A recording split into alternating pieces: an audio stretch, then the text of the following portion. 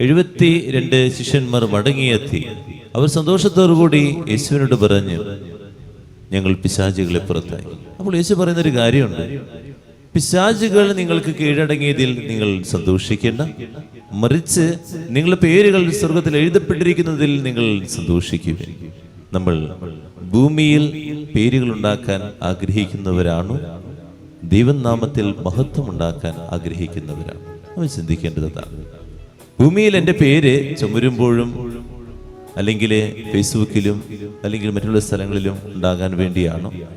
അല്ലെങ്കിൽ ഇതൊക്കെ ചെയ്യുമ്പോൾ ആരും നമ്മളെ പ്രോത്സാഹിപ്പിച്ചില്ലെങ്കിലും ദൈവം ഇത് കാണുന്നുണ്ട് എന്ന ബോധ്യത്തോടെ ചെയ്യാൻ എനിക്ക് പറ്റുന്നുണ്ടോ? ദൈവനാമത്തിന് മഹത്വം കൊടുത്തുകൊണ്ട് ചെയ്യാൻ, മടുപ്പ് കൂടാതെ ചെയ്യാൻ എനിക്ക് പറ്റുന്നുണ്ടോ എന്നുള്ളത്.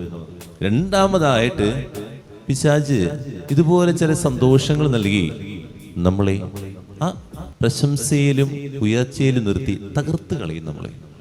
നമ്മളത് ഓർക്കണം. നമുക്ക് ഈ സന്തോഷം നൽകി കർത്താവ് പറയുന്നുണ്ട്, പിശാച് പുറത്തായാലും നിങ്ങൾ സന്തോഷിക്കണ്ട. അത് നമുക്ക് നൽകി നമ്മൾ വലിയൊരു ആളാണെന്ന് പിശാച് നമ്മുടെ ഉള്ളിൽ ഇങ്ങനെ ഒരു ബോധ്യം നൽകുകയാണ്. വലിയൊരാളാണ് നീ, ചില കഴിവുകളൊക്കെ ഉണ്ട്, ഈ കഴിവൊക്കെ ഉണ്ടെന്ന് പറഞ്ഞ് നമ്മളിങ്ങനെ പിശാച് ഇങ്ങനെ പ്രോത്സാഹിപ്പിക്കും. അതിൽ നമ്മളിങ്ങനെ ജീവിക്കും. അങ്ങനെ പതുക്കെ നമ്മളെ ആ അഹങ്കാരത്തിൽ നമ്മൾ ഇല്ലാതാക്കും. അങ്ങനത്തെ ഒരു പ്രലോഭനത്തിൽ നമ്മൾ വീഴാതിരിക്കാൻ നമ്മൾ പരിശ്രമിക്കണം. നമ്മുടെ ജീവിതത്തിൽ ഇങ്ങനെ എന്തെങ്കിലുമൊക്കെ കഴിവുകൾ എനിക്കുണ്ട്, ഞാൻ ചില സ്ഥാനമാനങ്ങളൊക്കെ വഹിക്കുന്നുണ്ട് എന്നുള്ളത് ബോധ്യം എൻ്റെ ഉള്ളിൽ ഇങ്ങനെ സന്തോഷം തന്നുകൊണ്ടിരിക്കുന്നത്. ആ സന്തോഷത്തിൽ നമ്മളിങ്ങനെ ആസ്വദിച്ച് ജീവിക്കുക. ഓർക്കുക, ഞാൻ ആ പ്രലോഭനത്തിലാണോ അസുഖത്തിലാണോ എന്ന് ആത്മശോധന ചെയ്യാം.